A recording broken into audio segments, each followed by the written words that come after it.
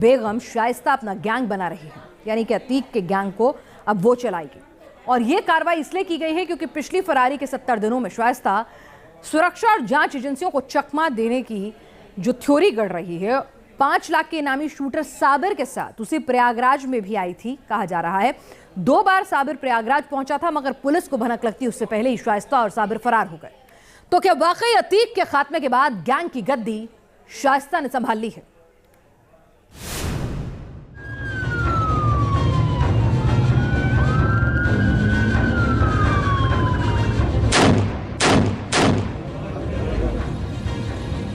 अपने शौहर अतीक अहमद की तरह मोस्ट वांटेड शाइस्ता परवीन पर चस्पा हो गया प्रयागराज की नई माफिया।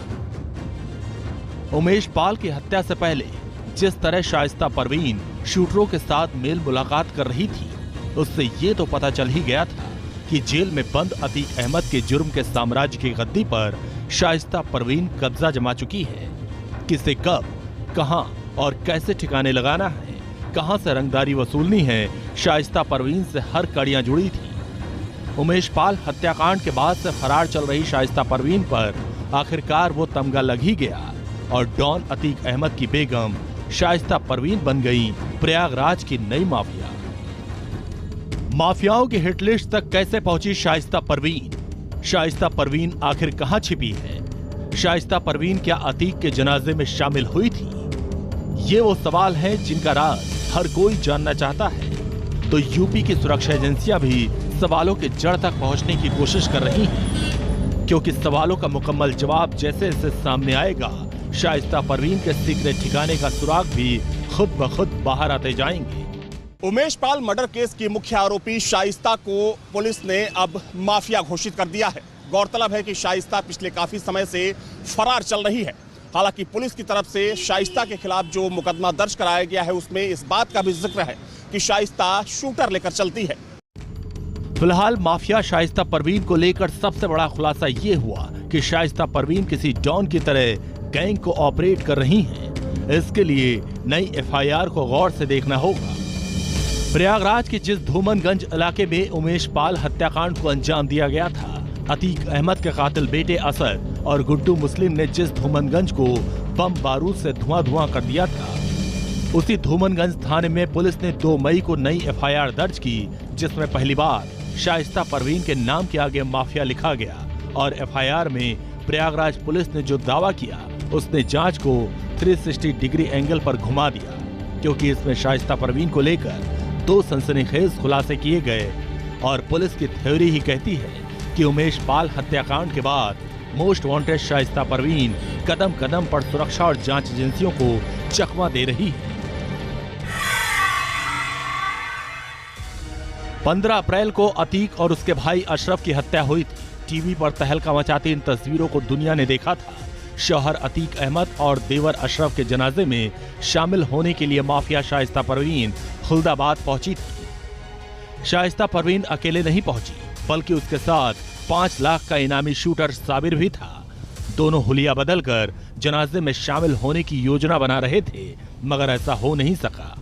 एफआईआर कहती है कि 16 अप्रैल को शाइस्ता परवीन और साबिर खुलदाबाद में रुके थे। अतीक के वफादार जफरुल्लाह के खुलदाबाद वाले घर में ठहरी थी। बुर्का पहनकर दोनों कसारी मसारी कब्रिस्तान जाने वाले थे। गिरफ्तारी के डर से खुलदाबाद से ही दूसरे शहर फरार हो गए। इधर कसारी मसारी कब्रिस्तान में माफिया अतीक और उसका भाई सुपुर्दे खाक किया गया था।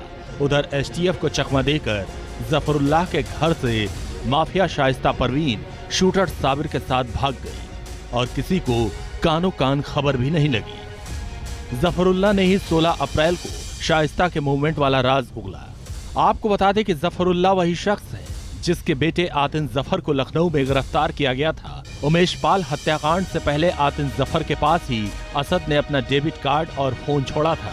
आतिन ही उमेश पाल हत्याकांड के बाद असद के एटीएम से पैसा निकालने गया था। लखनऊ में असद के डेबिट कार्ड का इस्तेमाल कर आतिन जफर उसकी मदद कर रहा था, तो प्रयागराज में उसका पिता जफरुल्लाह शाइस्ता परवीन की मदद कर रहा था। माफिया शाइस्ता परवीन करीब 70 दिनों से फरार है।